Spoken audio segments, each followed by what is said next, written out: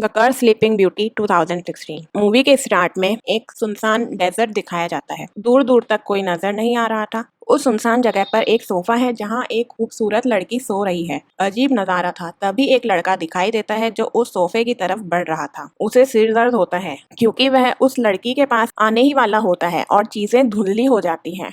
और उस लड़के का सामना कई अजीबोगरीब चीजों से भी होता है, जैसे एक मॉन्स्टर की हंसी गूंज रही थी और एक बड़ा और पुराना मॉन्स्टर हाउस उसके नजरों के सामने आता है और वो वहां पर अजीब नज़ारे भी देखता है। अचानक वह जाग जाता है, लेकिन उसे यह पता चलता है कि यह हकीकत नहीं है, लेकिन उसने एक सपना देखा है। उस लड़के का नाम थॉमस है जो एक पेंटर था। थॉमस पिछले कई सालों से इस बुरे सपने को झेल रहा है। ऐसे सपनों से चिढ़कर थॉमस मनोवैज्ञानिक के पास गया। वह भी अभी मनोवैज्ञानिक के पास है। मनोवैज्ञानिक थॉमस को बताते हैं आप नींद की गड़बड़ी से पीड़ित हैं। थॉमस मनोवैज्ञानिक को बताता है कि यह पुराने जमाने में एक शैतान से जुड़ा था। मनुष्य उस समय भुगतता है जब उस शैतान का कब्जा होता है या फिर उसके शरीर पर किसी मॉन्स्टर ने जगह ले ली हो। वह मनोवैज्ञानिक उसे कहता है यह तो केवल तुम्हारी कल्पना है, अन्यथा कुछ नहीं। किसी लड़की से जुड़ी कोई इच्छा हो सकती है जो पूरी ना हुई हो। यही रीज़न है कि आप इसका सामना कर रहे हैं। थॉमस उसके बारे में अपना अगला शब्द सुनने से पहले निकल जाता है। अचानक थॉमस झाड़ियों में कुछ देखता है क्योंकि वह पेंटिंग कर रहा है और एक जगह पर बैठा है। इसके बारे में कुछ भी सोचने से पहले उसे एक संपत्ति एजेंसी से एक कॉल आता है।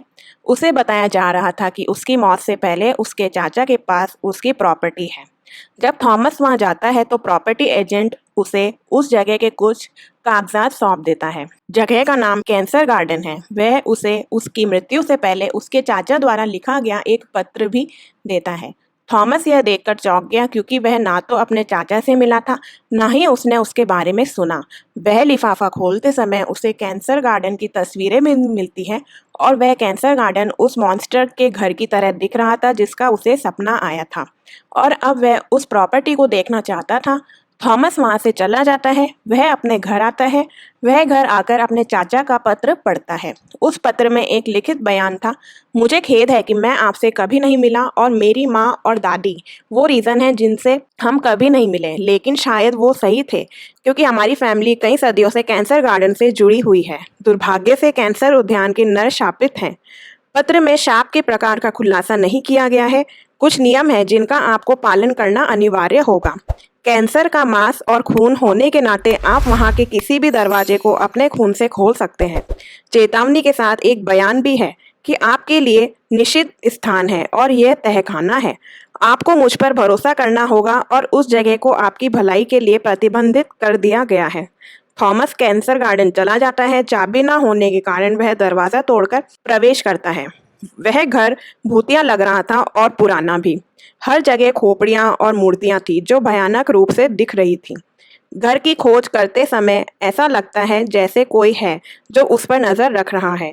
थॉमस मुड़ता है तहखाने में जाने पर दरवाजे के बंद होने की आवाज़ सुनकर और उसे किसी का होने का आभास होता है। पहली नज़र में यह गायब हो जाता है। ऊपर जाकर थॉमस लिंडा नाम की एक लड़की से मिलता है और वह उस प्रॉपर्टी एजेंसी के एजेंटों में से एक थी। वह थॉमस से उसके चाचा के पत्र के बारे में पूछती है। थॉमस को उसकी बात सुनकर अजीब लग रहा था, इसलिए वह थॉमस को माफ करते हुए चली जाती है। सोते समय थॉमस फिर सपना देखता है। वह सपना देखता है कि उसने उस राजकुमारी को उसके बगल में जाकर जगाया है। थॉमस उस राजकुमारी से कहता है यह सपना नहीं हो सकता क्योंकि यह एक वास्तविकता प्रतीत हो रही है। यह सब मुझे सच लग रहा है। वह राजकुमारी बताती है मेरा नाम गुलाम है, लेकिन मुझे स्लीपिंग ब्यूटी भी कहा जाता है। आप इसे वास्तविकता महसूस कर रहे हैं क्योंकि हम भौतिक दुनिया में एक दूसरे के करीब आ गए हैं। यही रीजन है तुमने मुझे मेरे सपने से जगा दिया। वह कहती है मैं भौतिक दुनिया में तुम्हारे मेरे करीब आने का वेट कर रही हूँ। फिर वह थॉमस के पास जाती है, लेकिन वह डर के मारे अपने पैर पीछे ले लेती है। थॉमस हैरान हो जाता है जब वह वापस देखने के लिए मुड़ता है। वह थॉमस से विनती करती रहती है मुझे यहाँ छोड़कर मत जाओ। बाद में थॉमस जागता है, फिर उसे फिर से नींद में खलल पड़ता है। एक मॉन्स्टर कंबल में उसके पास आता है क्योंकि थॉमस खुद को हिलाने की कोशिश करता है। थॉमस जाग जाता है जब वह मॉन्स्टर उसे मारने वाला होता है। इसका मतलब है यह थॉमस का दुःस्वप्न भी था। थॉमस के घर की घंटी बजती है। जब वह जांच करने जाता है तो घर का मूल्यांकन होता है। वह वहां घर का रखरखाव मांगने आया था। जब थॉमस इस घर के बारे में प्रश्न पूछता है, फिर वह कहता है, यह रहस्यमय घर है। यहाँ कई लोग आते हैं और लापता हो जाते हैं, मतलब गायब हो जाते हैं। पुलिस ने इस घर की कई बार जांच की, लेकिन कुछ नहीं मिला। उस आदमी के जाते ही थॉमस को फिर से घर का पता चलता है। थॉमस को तहखाने में एक पुराना गेट का पता चलता है। उसने इस दरवाजे को खोलने की काफी कोशिश की, लेकिन कोई फायदा नहीं हुआ। कैंसर गार्डन की अधिक खोज के लिए थॉमस उस स्थान के रिकॉर्ड कार्यालय का दौरा करता है। वह कागजात की जांच करते समय समझ से बाहर बयानों के साथ एक शीट पाता है। थॉमस इस शीट पर जो भी लिखित कथन है उसे समझने की कोशिश कर रहा है। अचानक उसे अपने पेट में परेशानी महसूस होती है और उसे अटैक आता है। थॉमस भ्रम में कांप रहा है और वह अपने सपने के वही नज़ारे पकड़ने लगता है। पहली नज़र में थॉमस अपनी सामान्य स्थिति में आ जाता है। थॉमस लिंडो के साथ है। वह कहते हैं, इस शीट पर लिखे बयान आपकी लिखावट से मेल खा रहे हैं। अगर आपको ज्ञान हो तो कृपया मुझे इस घर के बारे में बताएं। तब लिंडा बताती है, मेरा भाई तब तक नहीं लौटा और जो उस घर में गया था और वह गायब हो गया और 50 से अधिक लोगों ने कैंसर गार्डन का दौरा किया था, लेकिन वह खुद को बचाकर वापस नहीं आए। ना ही कोई सुराग है, कहाँ गायब हो गए। थॉमस लिंडा से कहता है, मुझे आपकी हेल्प चाहिए। दोनों अब भी बात कर रहे हैं कि थॉमस फिर से फिट हो गए हैं। लिंडा थॉमस को डॉक्टर के पास ले जाती है और डॉक्टर बताता है उसे पैनिक अटैक हुआ है। सपने देखते हुए थॉमस फिर से राजकुमारी रोज से मिलता है। गुलाब कहती है, तुम वह व्यक्ति हो जिसके साथ मैं शापित हूँ, और वह उसे एक मॉन्स्टर के बारे में बताती है जिसने रोज को शाप दिया था। वह थॉमस से कहती है, जब तक यह श्राप नहीं रहेगा हम भौतिक दुनिया में कभी भी नहीं मिल पाएंगे। गुलाब ने उसे इशारा किया कि केवल तुम्हारी रक्त रेखा ही मुझे जगाएगी और वह उस घर के सब द्वार खोल देगा। वह कहती है, तुम्हारे जागने का समय निकट आ गया है, अब आपको जाग जाना चाहिए। इतना कहकर वो गायब हो जाती है। लिंडा थॉमस से कहती है, आपको पैनिक अटैक हुआ है, लेकिन अजीब बात यह है कि जब मैं तुम्हें उस घर में ले गया तो तुम सामान्य स्थिति में आ गए। लिंडा अपने भाई की तस्वीरें दिखाते हुए थॉमस से कहती है कि वह यहाँ एक चुनौती को पूरा करने आया था, लेकिन उस समय से उसकी तलाश नहीं की गई, ना उसको खोजा गया और वह अभी भी लापता है, किसी को नहीं मिला। मैं यहाँ अपने फ्रेंड की तलाश में आया हूँ। वह बताती है, कैंसर के परिवार की रहस्यमय मौत का इतिहास है। कैंसर के परिवार के पुरुषों ने दुर्घटनाओं और आत्महत्याओं के माध्यम से अपना अंत किया है, और सबसे हैरान करने वाली बात तो यह है कि यहाँ सिर्फ पुरुषों की मौत की खबर सुनने को मिलती है। वह कहती है, यह शायद अलौकिकता से संबंधित है जो इसे नियंत्रित कर रही है। थॉमस पूछता है कि इस शाप से बचाव का कोई तरीका हो सकता है। लिंडा थॉमस की रक्त रेखा को दोष देती है। लिंडा के शब्दों को सुनकर थॉमस को अपने चाचा के रक्त रेखा के बारे में कहे गए शब्दों की याद आती है और वह लिंडा को उस पुराने द्वार पर ले जाता है। लिंडा भी उस दरवाजे को खोलने की कोशिश करती है, लेकिन कोई फायदा नहीं हुआ और थॉमस अपना खून प्राप्त करता है। एक सुई चुभ होता है और वो वहीं पड़ा रहता है। वह अपनी खून बह रही उंगली से दरवाजे को खोलता है और वह दरवाजा खुला रहता है। थॉमस और लिंडा दोनों अंदर जाते हैं। उन्हें वहां एक पुरानी डायरी मिलती है जिसमें ताला लगा होता है और वह उसे खोलते हैं। पुरानी भाषा में लिखित कथन उनके लिए समझ से बाहर है। फिर वे देखते हैं कि एक मूर्ति उन पर हमला करती है। वे उन्हें बचाने के लिए उस जगह को छोड़ देते हैं। तभी अचानक एक कार वहां पहुंचती है और लिंडा थॉमस को तुरंत उस कार में बैठने के लिए कहती है। कार में कोई था जिसे लिंडा ने उसकी मदद के लिए बुलाया था। वह लिंडा का फ्रेंड और एक असाधारण अन्वेषक है। लिंडा थॉमस और रीच्ड को अपने घर लाती है और कैंसर गार्डन की कई तस्वीरें दिखाती है, क्योंकि उन्हें कैंसर गार्डन के बारे में पूरी जानकारी थी। पैरानॉर्मल इन्वेस्टिगेटर उन तस्वीरों को देखकर कहते हैं, इन आत्माओं को लोग आमतौर पर मॉन्स्टर कहते हैं। कुछ लोग उन पर विश्वास करते हैं जबकि अन्य उन पर विश्वास नहीं करते। वास्तव में वे हमारे परिवेश में रहते हैं। रीच्ड थॉमस को बताते हैं, आप कैंसर गार्डन से जुड़े हुए हैं, इसलिए वह कोई भी रूप लेकर आपके सामने आ सकते हैं। लिंडा रीच्ड को बताती है कि थॉमस उस प्रॉपर्टी से जुड़ा हुआ है। अगर वह उस प्रॉपर्टी से अलग रहता है तो उसे मार डाला जाएगा। थॉमस के शब्दों को अजीब मानते हुए थॉमस वह जगह छोड़ देता है और वह अकेला ही उस पुरानी डायरी को देखने लगता है। फोटो देखकर उसे कुछ याद आता है और वह लिंडा और थॉमस के पास लौटता है। वह कहते हैं, मैं उस संपत्ति से नहीं बल्कि एक राजकुमारी रोज से जुड़ा हुआ हूँ, और वह उन्हें अपने बुरे सपने और राजकुमारी रोज के बारे में बताता है। वह थॉमस और गुलाब के बीच बातचीत के बारे में बताता है। वह बताता है, जब मैंने इस प्रॉपर्टी में प्रवेश किया तो उसने पहली बार अपनी आंखें खोली। थॉमस कहते हैं, हम राजकुमारी रोज को खोजते और जागते हुए शाप और जादू को तोड़ सकते हैं। रिस्ट बताते हैं, मैं इस पुरानी डायरी के लेखन और भाषा को समझ नहीं पा रहा हूँ और हमें इसे समझने के लिए लिंडा के घर जाना चाहिए। और वे लिंडा के दोस्तों से मिलने जाते हैं। दरअसल लिंडा के दोस्त को एक सॉफ्टवेयर के बारे में पता था जो किसी भी भाषा का अपनी भाषा में अनुवाद कर सकता है। थॉमस से मिलने के लिए उस इमारत का मूल्यांकन कैंसर गार्डन आता है। वह उसकी तलाश शुरू करता है। फिर वह मॉन्स्टर उस पर हमला करता है और उसे मौत के घाट उतार देता है। जागते हुए थॉमस जानता है कि पुरानी डायरी के कुछ हिस्सों का अनुवाद किया गया है।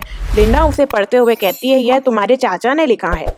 उसमें उन्होंने लिखा था, मैं अपने फैमिली को एक संकट में डाल रहा हूँ जहाँ उसकी वापसी संभव नहीं है, क्योंकि मैं एक मॉन्स्टर के सामने एक दुल्हन की बलि देने जा रहा हूँ।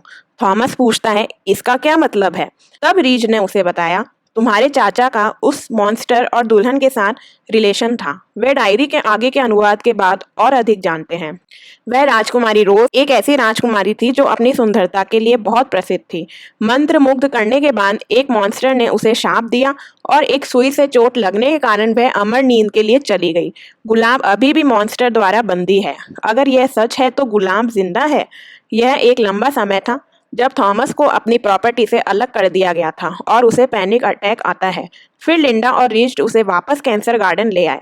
घर पहुंचकर वे जानते हैं कि इस भवन का मूल्यांकन अब नहीं रहा। थॉमस रीस्ट और लिंडा को लेकर तहखाने में जाता है। फिर वह अपने खून से दरवाजा खोलता है। एक सुरंग है जिसका दरवाजा खुला है। आगे बढ़ते हुए उन पर एक शैतान द्वारा हमला किया जाता है, लेकिन वह मॉन्स्टर गायब हो जाता है क्योंकि रिस्ट मंत्रमुग्ध शब्दों का उच्चारण करता है और वे अपने निर्धारित स्थान पर पहुंच चुके थे। उनका सामना उसी दानव से होता है। लिंडा और रिस्ट थॉमस से कहते हैं, हम मॉन्स्टर का ध्यान हटा देंगे, उस समय तुम वहां जाकर गुलाब को जगा सकते हो। और वे ऐसा ही करते हैं। थॉमस उस कमरे में जाता है जहां राजकुमारी रोज को मोहित कर लिया गया था। थॉमस राजकुमारी के पास आता है लेकिन वह नहीं जागती। तब थॉमस ने अपनी रक्त रेखा को याद किया। थॉमस ने अपने होठों से खून निकालते हुए उसे जगाया। अब गुलाब इस समय जाग जाती है। गुलाब उसे संतुष्ट करती है, उसके इंद्रियों को बहाल करती है। वह आंखें बंद करते हुए थॉमस के पास आती है, लेकिन जब उसने आंखें खोली तो उसकी आंखों का रंग काला हो गया था। यहाँ एक बड़ा रहस्य खुला है। वो रहस्य यह है कि राजकुमारी रोज अब राजकुमारी नहीं रही बल्कि एक मॉन्स्टर में चेंज हो गई है। वह अपनी भूतिया आवाज में बोलते हुए कहती है, तुमने मुझे जगाया है, लेकिन अब आपका खेल खत्म हो गया है। वह अपनी उंगली से थॉमस पर जादू बिखेरती है और वह एक दीवार से दुर्घटनाग्रस्त हो गया है। रोज थॉमस से कहता है, मैंने तुम्हारे बारे में बहुत सोचा है। दयनीय तथ्य यह है, एक मानी जाने वाली ड्रीम गर्ल जिसके लिए वह संघर्ष कर रहा था, वह कोई ड्रीम गर्ल नहीं बल्कि एक मॉन्स्टर थी। गुलाब को बाहर से दानव की वही आवाज सुनाई देती है और वह उस मॉन्स्टर को मारकर उसका दिल निकाल लेती है। घायल थॉमस कहते हैं, बाहर आते समय गुलाब एक मॉन्स्टर है और उसे मार दिया जाना चाहिए। लिंडा रोज पर हमला करने वाली है, चाकू पकड़े हुए। फिर गुलाब ने उसकी गर्दन पकड़ ली और वह उसका गला घोंटने वाली है। वह उसे मारती नहीं बल्कि चली जाती है। गुलाब कहता है, मैं तुम्हें जल्द मौत नहीं देना चाहता, क्योंकि मैं तुम्हें वह सब कुछ दिखाना चाहता हूँ जो मैं करने जा रहा हूँ। फिर रोज थॉमस पर नजर डालते हुए एक लंबी सांस लेती है और एक काला उड़ता हुआ धुआं उन दोनों को दूर कर ले जाता है। फिर एक लिंडा के दोस्त को दिखाया जाता है, कौन उस डायरी को अपनी भाषा में बदलने के बाद पढ़ रहा है। यहाँ उसे कैंसर परिवार के श्राप के बारे में पता चलता है। दरअसल कैंसर नर का खून मॉन्स्टर को प्रिय होता है। इसका मतलब यह है कि मॉन्स्टर केवल कैंसर परिवार का खून पी सकते हैं। और कैंसर सदस्यों की मान्यता यह है कि उन्हें पहले बुरा सपना आता है और बाद में उन्हें मॉन्स्टर की आवाज सुनाई देती है। फिर उन्हें पैनिक अटैक का शिकार होना पड़ता है और थॉमस के साथ भी ऐसा ही हो रहा था। और कैंसर पुरुषों को सचेत रहना था क्योंकि उन्हें कभी भी किसी मॉन्स्टर के साथ नहीं जुड़ना चाहिए। उस डायरी में यह भी लिखा है कि कयामत लाने के लिए मॉन्स्टर इस अभिशाप का उपयोग करेगा। आई मीन टू से, जब इस दुनिया का सफाया हो जाएगा। फिर दिखाया जाता है कि रोज थॉमस को लेकर एक रहस्यमय जगह पर आती है जो दुनिया से कोसों दूर है। रोज ने अपनी शक्ति और थॉमस के खून का उपयोग करते हुए कुछ मंत्रमुग्ध शब्दों का उच्चारण किया। वह कहती है, जल्द ही सभी मॉन्स्टर जाग जाएंगे। कयामत के आने के साथ सारी दुनिया जड़ से खत्म हो जाएगी। और इसी जादू के साथ यह फिल्म यहीं पर खत्म होती है। धन्यवाद।